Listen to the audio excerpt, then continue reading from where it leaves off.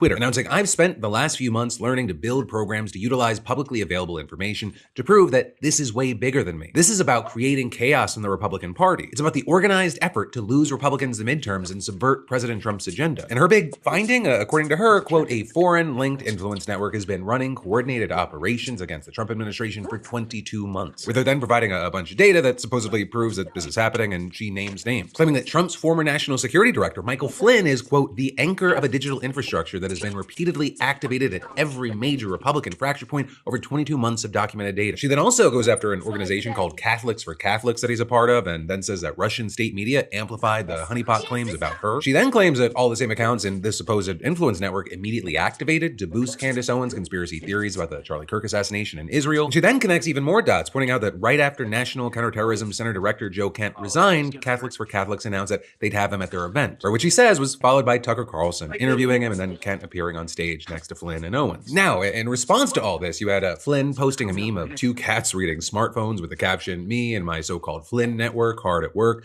Don't lose your sense of humor, folks. Stuff getting deep." And then, kind of funnily enough when you think about it, you had the Queen conspiracy theorist herself making fun of Wilkins for being so conspiracy brained. There are accounts, and you tweet something. If they agree, they retweet it. So that's...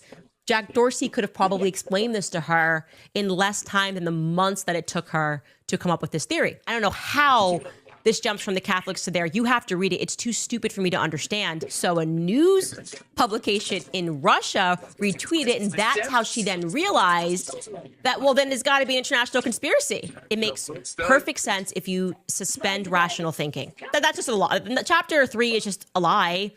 I was not naming Erica. I said nice things about Erica. Didn't start covering Erica until Erica lied to my face in December, but that doesn't matter. This is Kash Patel's girlfriend. The facts. She can just put whatever facts she wants there. I did go after Kash right away. So I went after her boy, and that's what she's upset about. Obviously, Vladimir Putin is doing this, and she then shows that the data clearly demonstrates that the same people that are interested in the Butler assassination are the same people that are interested in Joe Kent's resignation. And they are the same people that are interested in Charlie Kirk's assassination.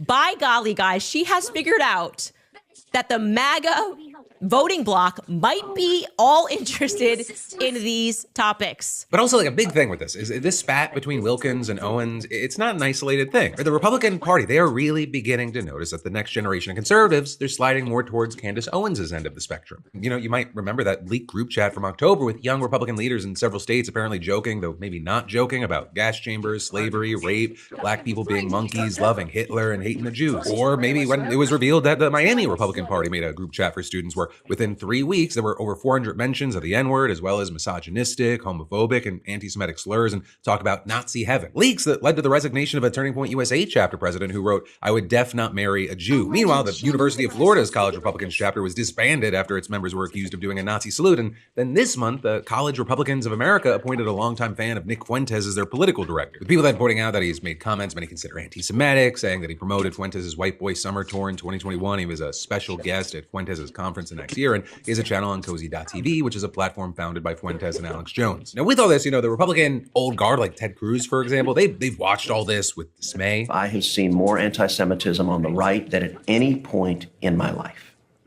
And it is dangerous.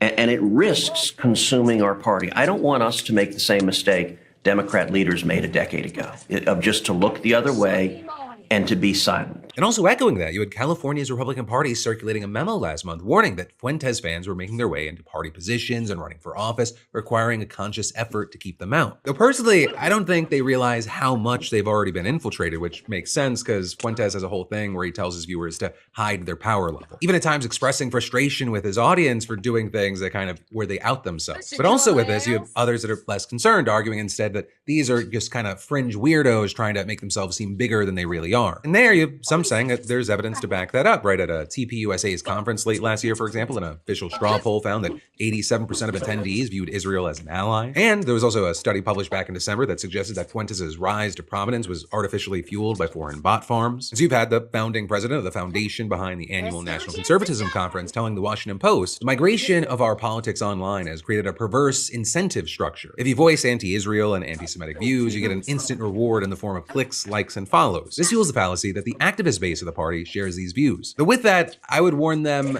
underestimate these people at your own risk. Nick Fuentes, Candace Owens, Tucker Carlson, people in this specific space with a certain kind of view, they are prepared for a world where Donald Trump is no longer the president or isn't around anymore. And in the vacuum that is left when a leader like that, who has his hooks into his supporters so hard, is there, there's going to be a change. And to mention a straw poll about Israel at TPUSA as a way to go, oh, Nick Fuentes and these people, they don't matter. That's a word I don't use anymore. It's really dumb that those are different kinds of conservatives, right? And the rise of Donald Trump, I'm talking all the way back in like 2016, that shows what you can do with a really strong initial base of 15% of a party. So this MAGA civil war, the fights that we see, they're not like drama, they're not random sideshows.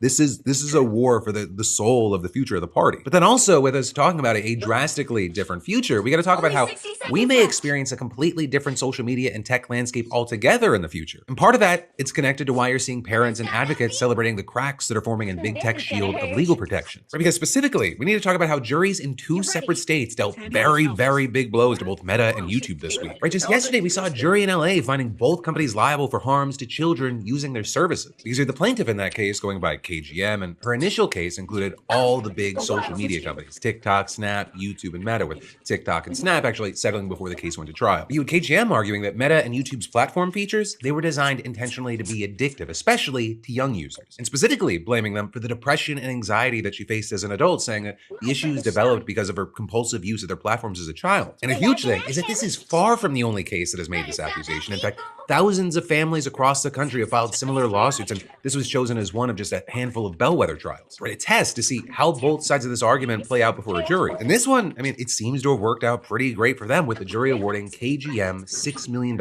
in damages. And Meta, they're actually on the hook for the biggest chunk of that. And then in New Mexico, you saw a jury order Meta to pay $375 million in damages for failing to protect young users from child predators, right? And finding the company responsible for misleading consumers about the safety of its platforms. Now, with all this, as you could probably guess, Meta and Google, which owns YouTube, they didn't take kindly to these rulings. Both companies promising to appeal the case in LA, and Meta's statement argued that teen mental health is, quote, profoundly complex and cannot be linked to a single app. And Google's spokesperson responded that the case misunderstands YouTube, which is a responsibly built streaming platform, not a social media site. And also, a big thing with this is that these are definitely different from previous cases against social media platforms, right? Because they focused on deliberate design choices and product liability, and so they were able to skirt around Section 230, which, of course, having done this over the last 2 decades, we have talked about a lot. It's a chunk of the 1996 Communications Decency Act that generally exempts internet companies from liability for material that users post on their platforms. It made it a major hurdle for previous lawsuits focusing on how the platforms actually distribute content. Or you had these companies successfully arguing for years that any harm potentially caused by their platforms is just a byproduct or the unintentional and inevitable consequences of broader societal issues or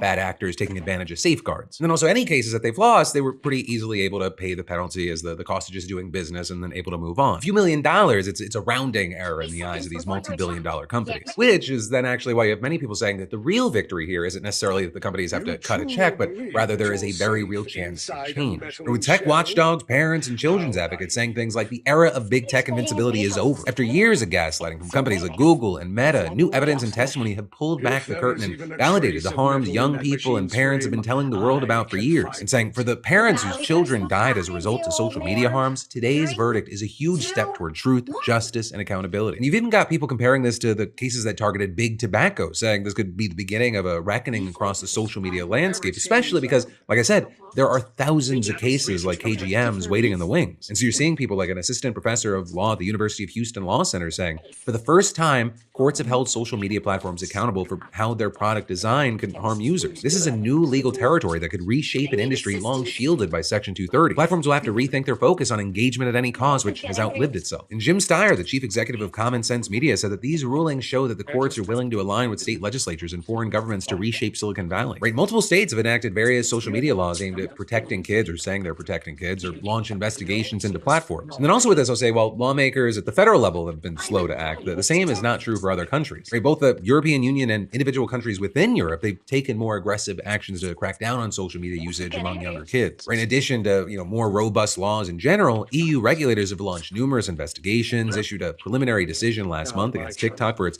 addictive designs, saying that it threatens the well-being of users, including minors. And in fact, just today, you had officials announcing that they have launched an investigation into Snap for violations of a 2022 law that forced social media companies to police illicit content more aggressively. And specifically there, the EU is alleging that Snap's age verification system is ineffective at preventing children under 13 from using the app. Right? And regulators also claiming that the algorithm regularly misclassifies users aged 13 to 17 as adults and then directs them toward explicit content, exposes them to dangerous contacts for sexual exploitation, and provides access to illegal products. So also say, in addition to the excitement and declarations of accountability from the US rulings, it is very important to note that we do not know for sure what the real outcome of the ripple effects of this are going to be. Right? There are a number of things that are constantly labeled as like a way to protect kids, but it really is cracking down on anonymity on the internet, people's rights in general. And some people have already sounded that alarm, saying these rulings could be teeing up a serious blow to Section 230, privacy, and free speech. You have the Foundation for Individual Rights and Expression saying, if media companies must worry about liability whenever their expressive outputs are thought to be harmful, the universe of available content would be reduced to the safest, blandest, and least engaging stuff imaginable. And when it comes to social media, that affects what you're allowed to post too. Not to mention a potential gold rush for personal injury attorneys with, for example, an R Street Institute policy analyst noting, cases like this will likely unleash a trial lawyer bonanza via a much broader wave of mostly frivolous lawsuits. Every tort lawyer in America is probably thinking about ripping down their "been in a crash" billboards right now and replacing them with "addicted to the internet" signs. And that was something you also saw echoed by the Wall Street Journal editorial board, saying using a novel product liability theory to shake down companies won't help young people and isn't a good way to make law. And then on top of that, you have many others pushing back on the argument that social media is addictive, saying, these platforms aren't products like cigarettes or alcohol, even making the comparison at times to similar concerns about comic books back in the 50s. So as far as how all of this is going to turn out, we probably aren't going to know for years and years. But there's a very long way to go. I mean, just even with these two cases. And overall, whether it's a good change or a bad change or whatever change, it's going to take court rulings, state legislatures, Congress, and even international pressure like what we're seeing in the EU to truly make a difference or make some sort of change. But for many out there, at least for the time being, you see them acting like this feels like a step in the right direction. But really, time will tell, and in the meantime, of course, I'd love to know your thoughts in those comments down below. And then there's more we've got to dive into in just a minute, but first let me thank a sponsor and say, as a parent, it is wild to me that kids today don't even have a choice when it comes to their digital identity. Right before your kid even knows how to manage their inbox, the internet can already start profiling them. It's insane, and yet it's the norm. And that's where today's sponsor, Proton Mail, and their Born Private campaign come in. For just $1, you can reserve your child's email address and keep it protected for up to 15 years. Right, and that symbolic dollar goes directly to the Proton Foundation, and it gives your kid a clean start before the tracking, profiling, and digital baggage start piling up. It's a smarter way to protect your kid's digital identity from day one. Email isn't this temporary thing anymore. It's how your kid accesses schools, services, and opportunities. But guess what? All of that data, it might be tracked, profiled, and sold to sketchy third-party websites before your kid even gets a say in the matter. But Proton gives your kid a fresh, clean slate free from ads, tracking, and data mining from the big tech providers. With Proton, only your kid can read their emails, not even Proton itself. So no one's snooping, no ads are getting added, and no data's getting sold. So hey, head to proton.me/DeFranco to protect your digital identity today. Protect your child's privacy while you still can. But then, diving right back into the news, the White House is threatening to unleash hell on Iran. The Pentagon's getting ready to deliver one massive final blow. And Donald Trump, he continues to insist that actually Iran, they're the one that's begging for a deal. And depending on, whether he's actually telling the truth, we may be inching toward an end to this war or a brand new chapter with even graver consequences. And in the meantime, what's happening with this conflict, it's already shaping what's going on with another, Russia's war in Ukraine. But where I want to start with you is with the situation between the US and Iran, because Trump says, they're talking, Iran says they're not. And the truth, it might actually be somewhere in the middle, because the administration, they just sent Iran a 15-point plan to end the war. A plan which reportedly called for the country to dismantle its nuclear sites, halt uranium enrichment, suspend its ballistic missile program, curb support for its regional allies, and fully reopen the Strait of Hormuz. But Iran, they publicly rejected that plan, and they laid out their own conditions for ending the war, including an end to sanctions, compensation for damages, a wider ceasefire for the region that protects Hezbollah, and recognition of Iranian sovereignty over the Strait of Hormuz. And you had Iran's foreign minister telling state media that Iran had no intention to hold talks with the United States, but then despite that, you had the US and Israel temporarily removing him and Iran's Speaker of Parliament from their hit list, even as an Israeli airstrike allegedly killed the naval commander who played a key role in shutting down the Strait of Hormuz. And you've also reportedly had some Iranian officials speaking to the New York Times, suggesting that they're open to negotiations, and they're even considering meeting with Trump administration officials in Pakistan over the next week. But they want more than a temporary pause to the fighting, which they fear that Israel and the US would only use as an opportunity to build up their forces before launching strikes again. And while they're apparently willing to discuss limitations on nuclear, there's not limitations on the country's missile program. And they also won't reopen the Strait of Hormuz without a peace deal in place. And if it is open, they still are hoping to charge ships that pass through it. So the available information, it might suggest that the gap between the two sides, it is still massive, but also there is a real desire to find a diplomatic solution. But this very slight chance of a diplomatic breakthrough, it's apparently led Israeli Prime Minister Bibi Netanyahu to direct his country's military to increase strikes on Iran's arms industry as much as possible. That order apparently coming after his government got a copy of Trump's 15-point plan, which was reportedly detailed enough to alarm Netanyahu, his staff, and Israel's defense chiefs, who felt it didn't go far enough to keep Iran's nuclear program or missile capabilities in check. But then also understand the U.S. is preparing to ramp up, with White House Press Secretary Caroline Leavitt claiming yesterday that yes, talks were ongoing and productive, but also saying that if Iran doesn't make a deal, the U.S. will hit Iran harder than they have ever been hit before, and adding, President Trump does not bluff and he is prepared to unleash hell. And so then also with that, you had Trump following up on social media this morning writing, the Iranian negotiators are very different and strange. They are begging us to make a deal, which they should be doing since they've been militarily obliterated with zero chance of a comeback, and yet they publicly state that they are only looking at our proposal. Wrong. They better get serious soon before it is too late, because once that happens, there is no turning back and it won't be pretty. And of course, it's clear that the U.S. is at least positioning itself to follow through on Trump's threats, with thousands more troops on their way to the region and a $200 billion funding request potentially soon on its way to Congress. And then on top of that, the Pentagon's reportedly developing military options for a final blow solution that could involve the use of ground forces in a massive bombing campaign, including invading or blockading Karg Island, which is Iran's main oil export, taking over other strategic islands that help Iran maintain control over the strait, and blocking or seizing ships that are exporting Iranian oil on the eastern side of the strait. You have some American officials reportedly of the mind that an adequate display of force would give the U.S. more leverage in peace talks, or at least give Trump something to point to and declare victory. Then with this, you had Iran's Speaker of Parliament suggesting that they were aware of the Pentagon's preparations in a post on Twitter yesterday, writing, Iran's enemies, with the support of one of the regional countries, are preparing to occupy one of the Iranian islands. All enemy movements are under the full surveillance of our armed forces. If they step out of line, all the vital infrastructure of that regional country will, without restriction, become the target of relentless attacks. So it seems likely he was referring to an island that's near the western entrance of the strait controlled by Iran, but claimed by the UAE, which is likely the regional country that he's mentioning there. Because along with Saudi Arabia, the UAE's reportedly pushed Trump to keep the war going and even considered getting directly involved. But also, according to a report from the Wall Street Journal, what Trump may be most concerned with is ending this war quickly. So the problem with that is Iran also gets a say in how the war ends. The options that are being discussed, they could actually drag the fighting out and make it worse instead of pushing things towards a clear finish. Right? You have people close to Trump reportedly warning that it is very hard to guess what he might do next, saying that, he has often gone back and forth between diplomacy and escalation. So very notably, some of his allies are apparently encouraging him to escalate, saying that regime change in Iran, it could be legacy defining. And he's reportedly willing to put boots on the ground, but is also reluctant to do so, at least partly because it could undermine his goal of bringing the conflict to a swift end. Right? And then he's also concerned that the number of troops killed or injured will rise if the war continues, with so far 13 Americans having been killed and nearly 300 wounded. And with that,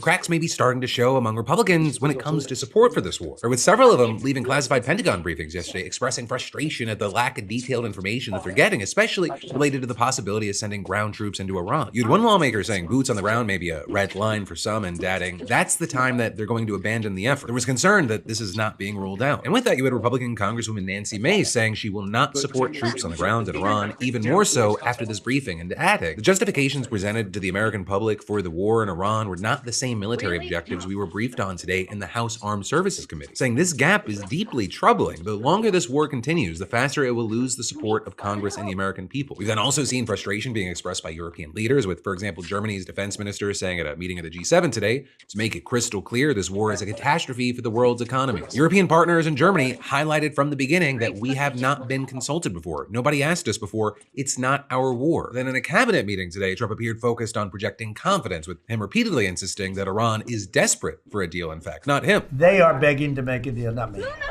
They're begging to make a deal. And anybody that saw what was happening over there would understand why they want to make a deal. They are begging to work out a deal. I don't know if we'll be able to do that. I don't know if we're willing to do that. They should have done that 4 weeks ago. They should have done it 2 years ago.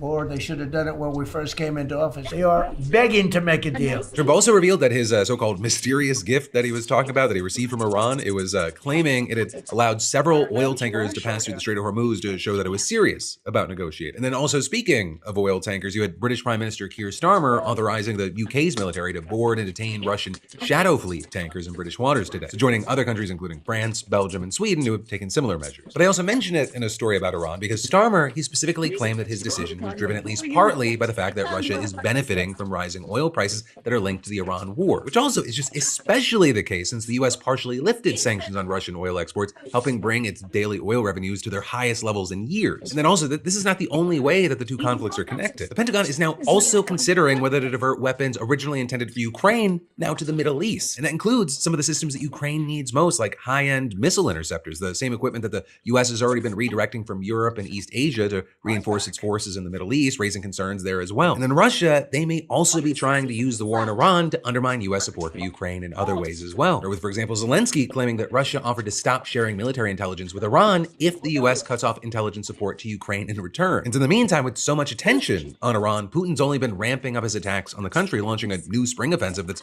involved the largest single-day drone assault since Russia launched its full-scale invasion more than 4 years ago. And then, of course, you have to remember that both of these wars, they've had massive economic impacts as well. But also, while the conflict, it may be driving up prices, the affordability crisis, it's been a long time in the making. And also, affordability, it might be about to be an even bigger issue as economists sound the alarm, right? Politicians are about to make life way more expensive for you because their approach to the problem is fundamentally flawed. And that's because they're listening to big business instead of the experts who actually know what they're doing, right? Since affordability has become a buzzword in our political landscape, both sides of the aisle have offered their own solutions. Some have suggested putting a cap on credit card interest rates and extending mortgages to 50-year terms while axing taxes on tips, car loan interest, and overtime pay. Others have been pushing for freezing rent and utility rates and putting caps on grocery prices while also tossing around ideas to suspend seniors' property taxes and the gas tax, which sounds pretty enticing right now. And both sides have even found some common ground in forcing some institutional investors out of the housing market. And all of this, again, is in the name of making life cheaper for you. However, it has also left economists scared shitless. Scott Lincicome, for example, vice president of general economics at the Libertarian Cato Institute, said, "You can come up with a laundry list of these things that are very attractive to normal humans, but that repulse economists." And politicians may write economic policies, but the ones who actually know the science behind it, they say that, their solutions, they often cause other problems. Now, the catch-22 here is that politicians, they're at the beck and call of their voters, or at least they're supposed to be, often leading to economic solutions that Lincicome says are eternally seductive because they communicate to a political audience that you are stopping the price increases. However, these solutions, they also lead to other issues that have the opposite effect in the long run. So for example, when you look at things like grocery prices, you have Josh Bivens, the chief economist of the Liberal Economic Policy Institute, saying, if you try to push down grocery prices, you could actually start reducing supply. People might start going out of business or grocery stores close. Also, another example is the push for rent control that we've seen from people like Zoran Mamdani. There, you've actually got economists warning this could make landlords reluctant to invest in their properties, either out of retaliation or genuine financial strain, leading to degraded housing and less livable spaces. Though I will say from both personal experience and just talking to friends, there's a lot of shitty landlords out there that are gonna kind of not make the best choices either way. But, we don't want to paint everyone with a broad brush. All of these concerns, they exist for almost all of the ways that politicians have offered to help with affordability. Right? So reports say that freezing seniors' property taxes, it could lead to higher tax bills for everyone else. Capping credit card interest rates, it could make it harder for low-income consumers to be approved for credit cards. But we, as average citizens, don't always see these risks because politicians only present the most instantly gratifying parts of these policies to save their seats in office. And so you have economists saying that the issues in these policies are all because Congress is working from the wrong end of the problem, which is why they suggest that we need more income. Experts say that the affordability issues, it would be better solved if we focused on things like reducing unemployment and strengthening unions. And the idea is that, we should be adapting to a problem that's here to stay rather than trying to pretend we can snuff it out. Jason Furman, for example, a Harvard economist who led President Barack Obama's Council of Economic Advisors, he said, "I think we are seeing more bad economic ideas than before because people are trying to solve a problem that doesn't have a solution." And yeah, that's very tough to hear, as many Americans have become one-issue voters only concerned with the economy. But what many Americans may not realize is that we may be fighting a losing battle if we don't start to see more of a separation between our politicians and big business. Right? Cash sitting high or getting slung at Capitol Hill, that's just been the thing. Right? That's to say, it's not new. This has been happening happening, right? But with this president in particular, reports show that even using the most conservative estimates, the Trumps have made almost $4 billion off of the presidency in just about a year. Tariffs, those have been weaponized, causing businesses to nosedive. He's led unprecedented interventions into companies like Intel, and we've seen his billionaire buddies in high places with an oligarch level of influence in our government. Neera Tanden, a top Biden advisor and head of the Center for American Progress, you had her saying, "I haven't seen in my lifetime a president use the powers of the federal government to interfere with the market more than Trump." But also, like, when you look at our capitalist system, you look at the way things have happened, it's not surprising that it's happened. It's not to take any of the blame or the weight off of Trump, but like, we can't have big business funding campaign trails and cuddling up to politicians if we expect to see, economics centered around real people. And then also, we can't have politicians placating the public with quick fix economic solutions that just plant another problem for us to find 5 years later. And as now foreign conflicts are continuing to drive up prices for American citizens, and you got people continuing to search high and low for any job at all, let alone, one with a livable wage, you have to wonder, at what point is this affordability crisis going to come to a head? And what will it look like when, we show up to vote in the fall and in 2028? But that, my friends, you beautiful bastards, is the end of your Thursday Philip DeFranco show dive into the news. So let me just say thank you for watching. I love yo faces, and hopefully I'll see you right back here on Monday, because there will have not been a reason that I need to make an emergency episode Friday, Saturday, or Sunday, even though I feel like we are probably going to have to possibly have an emergency episode based off of what I think is going to happen. We'll see. Stay safe, stay sane. I'll see you soon.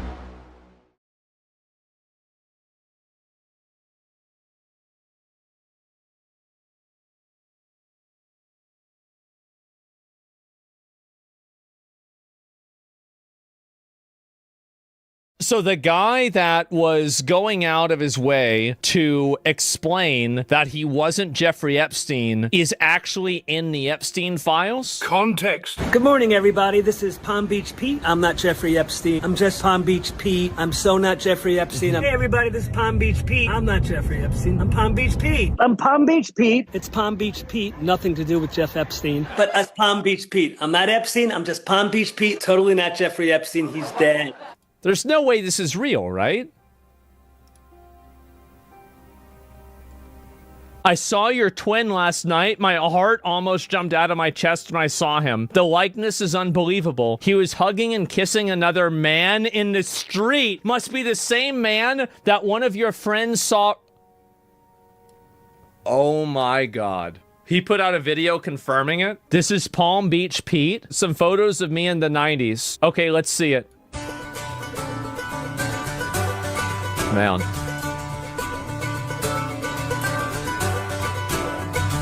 Man. Good morning, everybody. Palm Beach Pete from sunny Florida. Not a cloud in the sky. I'm off to play some tennis.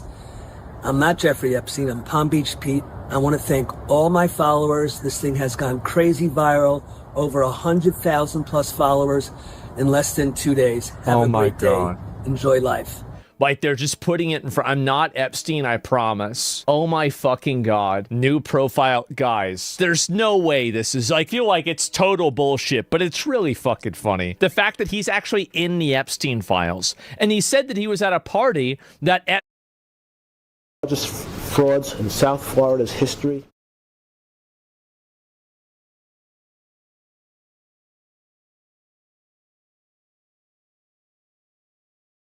Hello, guys and gals, me Mutahar, and I think that AI bubble might actually be kind of popping a little bit, ladies and gentlemen. So let's get things started off with probably some of the stuff that you've heard of already. For anybody that doesn't know, Sora is dead, okay? Sora being the application that ChatGPT made as sort of a TikTok clone where everybody generates their own videos, came out last fall, died before this fall. What a shock.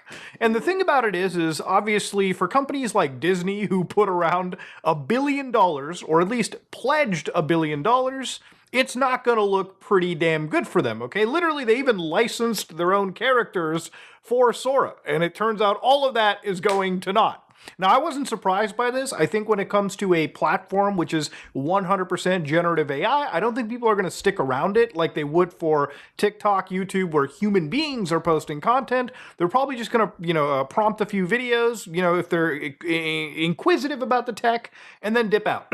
And that's basically what happened. So what has happened over here? Is the AI bubble just popped is ChatGPT going under?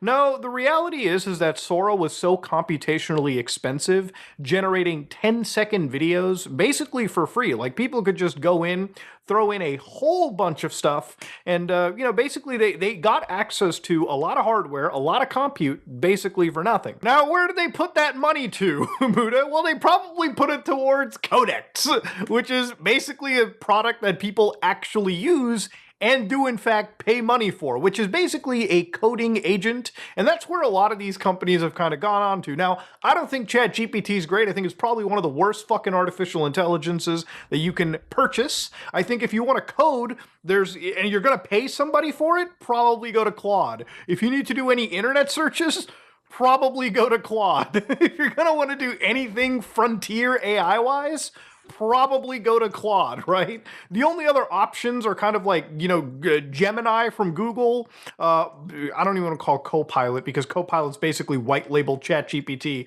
And then, of course, you've got Grok from Twitter, which kind of benefits because they have access to like live Twitter feeds. So, information is as new as one can get to. But the point is, a lot of these companies are kind of diverting resources to things that actually sort of matter company-wise.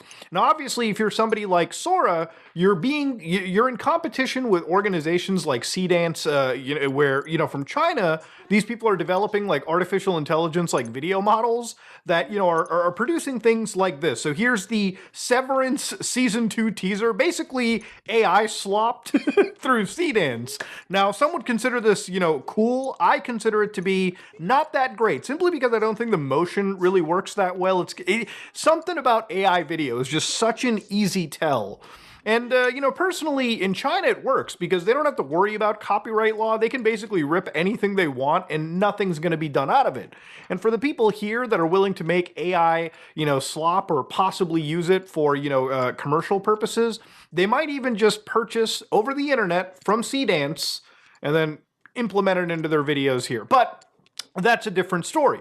Even when it comes to things like Sora, the reality is even some of the other models, some actually open source like LTX 2.3, you can download LTX 2.3, you can run it on your local hardware and actually generate videos. For instance, this is what local generated video actually looks like now. So right here you can see that LTX has generated these videos, and again, this is local AI. You can actually see that, again, this is a video of a person driving a vehicle in 1990s Yokohama. Now, obviously, I don't really see the 1990s in here.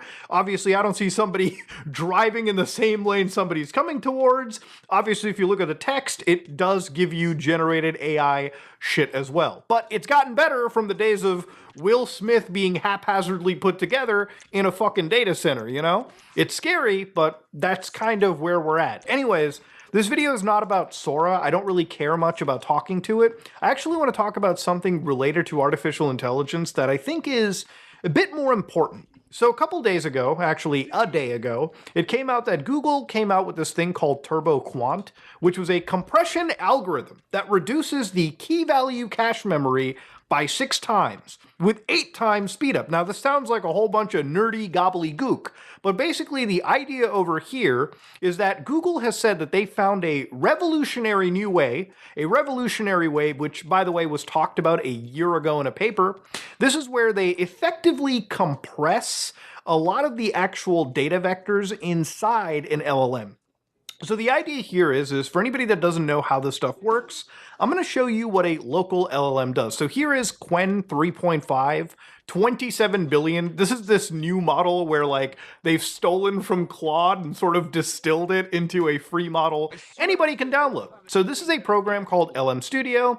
You can go over here and download any of these models. If you want to download the one that I'm using, you can get Qwen 3.5. You can type in the words Claude, and you can see right over here that about 480,000 people have downloaded this specific model that I'm actually using. Some people have found a way to sort of obliterate the model or make it uncensored so it can actually do things that it wasn't originally designed for, right? So to give you an idea to show you how this stuff kind of works, I'm going to ask this artificial intelligence, hey, look up this thing I heard about Google making AI take less memory. So here I'm being intentionally vague about what I'm saying, but I'm going to ask it to look up that TurboQuant thing. Now, because it's connected through CRXNG to an actual internet search pipeline, I'm going to hit enter, and the local AI is going to search the internet. So here it's reasoning, it's doing tool calls. Actually, wait, it's failing the tool calls because I didn't start my search engine, so Docker start CRXNG. So here it is, it's actually searching, it's making the tool calls, it's searching the internet, and again, it actually picked up TurboQuant. So it's going to spit out the actual answer for me right there in front of you. So here it is. It's actually spitting out everything that you need to read. So it's pulled out, TurboQuant. It's mentioned every single thing out of here. It actually read the articles, some of the papers, and brought out the information here. So you can see in the bottom right here, there's something that says 31%, and that is the current conversation tokens. Now, every single word when it comes to an AI is token heavy. So sacrifice is a token, as is accuracy. Now, this context window is around 33,000 tokens. So after 33,000 tokens, this LLM is going to start breaking down. It's going to start forgetting things. It's going to start losing context of what it's actually doing. So again, this is a huge problem with anything AI related, especially local artificial intelligence. Remember, we don't have massive gigabytes of RAM sitting in these systems. What I have is a pretty decent computer. I'm running an RTX 4090. That's not even a common GPU for many people out there. And I'm still hitting context limits over here. So why this is important is Google's TurboQuant could make it so that that context window that you saw, you can actually stuff a lot more in there on the same set of hardware before it all starts to break down. And again, NVIDIA has done something even wilder. For instance, if you look at NVIDIA's actual papers that have come out, again, last year and even mentioned here for ICLR 2026, they actually mentioned something known as key value cache management, where they've apparently said by exploiting redundancies, they've achieved 20 times compression while maintaining reasoning and long context accuracy. Typical. So nerd shit aside, a lot of these guys are finding out ways to reduce the amount of memory and basically up the context that can be provided. Now, does this mean that, again, things are going to crash down, memory prices are going to go? In some ways, you actually saw a market crash today. Stocks went down as soon as Google announced this stuff, and they're slowly rebounding up once the people who invest into this shit realize that, hey, just because they made it more optimized doesn't mean they're going to not stop purchasing more and just allowing people to have more and more access to the stuff. Right now, the limitations of artificial intelligence are how bloated it can get.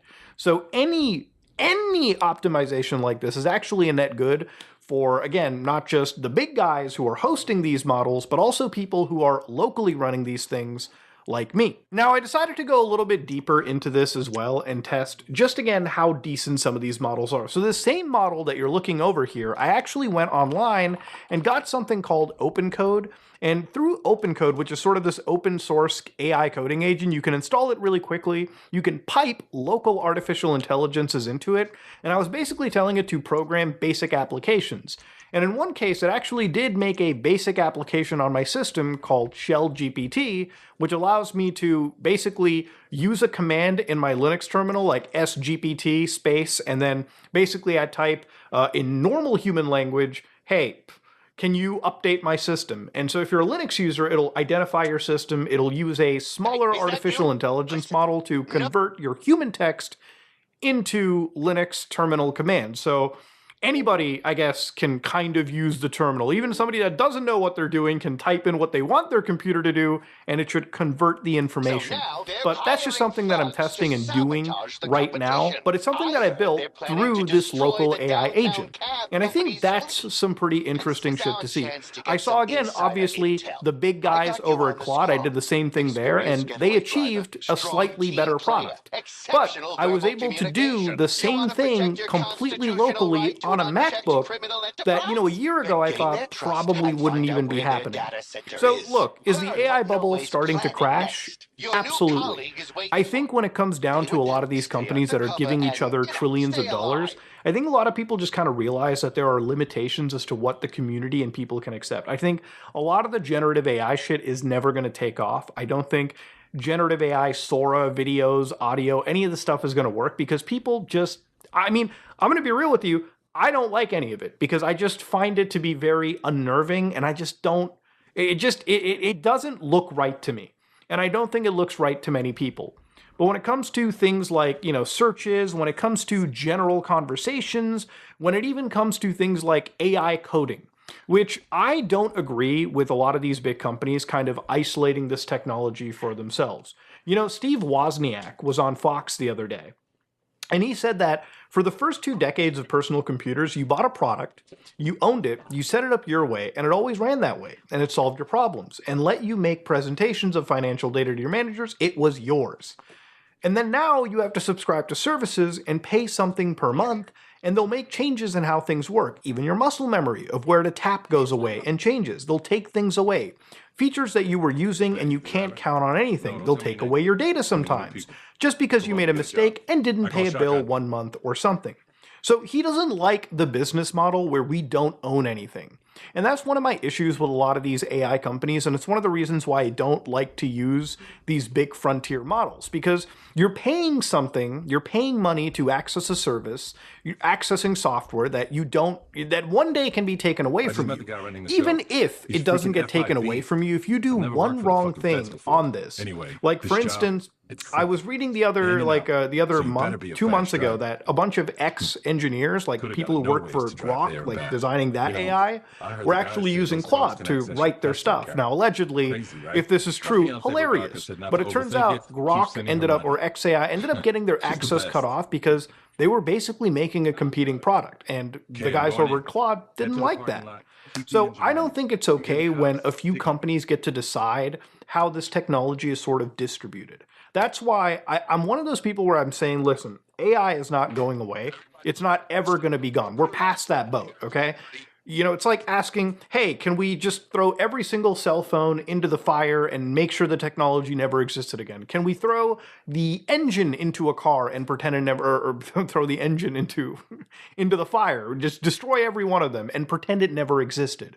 That's not a reality. You know, that's not normal. So it's going to exist, but the reality of it is that I think going forward, it's more ideal that this technology exists in a open source or open weight sense that anybody can download and utilize on their system. And yeah, that does come with its set of risks. Don't get me wrong. There's a lot of people that will use uncensored models for unsavory things, but that's just the reality of technology or anything in general, right? People can use computers for good and bad things. You know, it's just something that is an unfortunate reality of the world. There's bad people and there's good people. But when it comes to, you know, technology like AI coding or AI research or AI internet lookup, instead of constantly giving your information over to these services or giving your information and surveillance over to Google, Anthropic, Microsoft, whatever, I think what's really going to make this bubble pop, in my opinion, is with a lot of these technologies and advances like TurboQuant becoming more and more mainstream into these models, more and more people will have an access and a chance to use this on their cell phone, use these models, for instance, on their cell phone, on their actual gaming computer, desktop computer, laptop, whatever, instead of just, you know, people that have thousands of dollars worth of hardware, right? You know, PewDiePie made a video where he showed an AI lab that he built, and, you know, he put a bunch of these GPUs together, like $20,000, I think, worth of product, worth of hardware. If that can one day become a situation where this technology can run on, you know, people's individual devices, then I think that's what's really going to kill these companies. These companies are scared right now because at the moment, you know, people are kind of getting tired of it. The investments are kind of starting to dry up just a little bit. Here we are. So the moment the money stops flowing up and people realize that, listen, local stuff exists. Maybe it's not as good as the frontier, but if people can get it running locally and not have to give up their information and stop giving stuff around, maybe these guys track back a little bit on data centers. You know, maybe the prices on computer hardware starts to drop a little bit. Maybe. Again, this is just me being very fucking hopeful. I'm not some analyst. I can't predict the fucking future. I don't have a crystal ball. But it's one of those things where I think with the democratization of this technology, and that is the one thing that'll make not so much the bubble pop entirely, because that sounds really dramatic, but make it deflate to a point that a lot of these companies right now that are fucking up the world and fucking up the computer world that we're in right now will start to kind of go the way of the dodo, right? You know, I don't see companies like ChatGPT survive or OpenAI surviving. I see companies like Google obviously surviving because they have a massive financial safety net. I see companies like NVIDIA surviving. I mean, obviously, if this bubble deflates, it's going to be pretty bad for our NVIDIA stocks. But, you know, I see companies like Apple doing fine. I even see companies like Microsoft doing just fine. I see companies like, well, Anthropic, maybe not so much if it turns out that, you know, the open stuff might one day reach whatever they're offering. But that's the future. And I think given the trajectory of some of these advancements in AI, where it's getting easier to run them on your local stuff, and especially when you start to see how Sora dies because people just aren't giving that the time and attention. They're putting the resources more into something that actually is a product, which is AI coding. And even that, eventually one day, in my opinion, might just end up coming down to somebody's actual hardware versus paying somebody, you know, fucking $20, $200 a month to get access to a trillion parameter model somewhere in the fucking cloud. But ladies and gentlemen, I had a nerdy video today. I get it. I understand. Let me know if you're not a fan of it. I get it. Then again, I did show you guys how to set up fucking CRX and G 2 days ago and it banged. Ladies and gentlemen, if you like what you saw, please like, comment, and subscribe. Just like if you dislike it, I am out.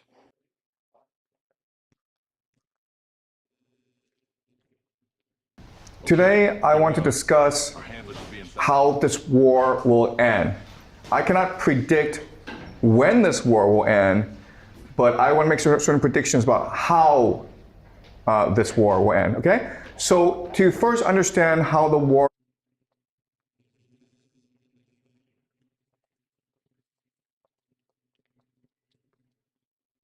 Pay attention. He'll brief you on what's next. And if anyone asks, I'm on a break. Gather round. Come on, look alive. Okay, ladies, change of plan. I'm sure you all heard about the attack on the No Way Depot. From this point forward, sensitive data is now under 24-hour protection. We are the protection. I'm dropping the location of the data center now. Keeping that site safe is your #1 priority. So take a break, kit up, and be ready to move out.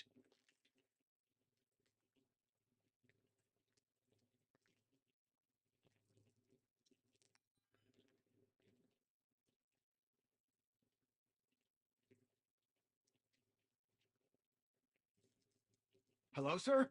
Yes, sir. What? We've been infiltrated?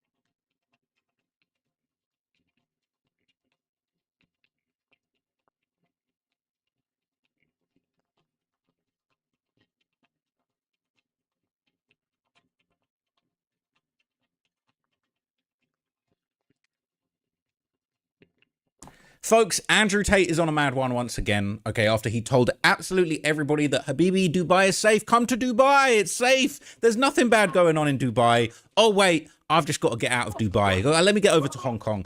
Andrew Tate basically gave everybody else marching orders to come to Dubai and how safe it was. Then he got the hell out of there, and now he's got a new excuse as to why he's left, and he's blaming it on cloud seeding. Okay, there's some pretty messed up weather going on in Dubai, but I'm going to explain to you the rank hypocrisy in this video. So this is one of the latest messages from our guy Andrew Tate going around. Okay, he had previously attacked anybody fleeing Dubai. He said that anybody running away from the city is a coward.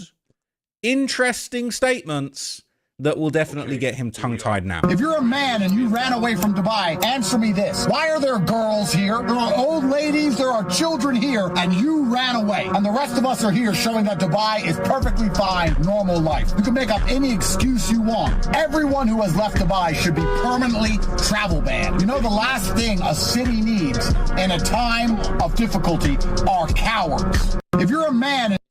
So everyone who has left Dubai is a coward, and here he is. So there's a He's been talking about how he's preparing himself and his 103 supercars to get the hell out of there. So there's a huge storm that's coming to Dubai. Supposedly a year's worth of rain is coming in one day tomorrow. So to prepare for this, people with very expensive cars were finding high ground to put our cars on just in case there's flooding.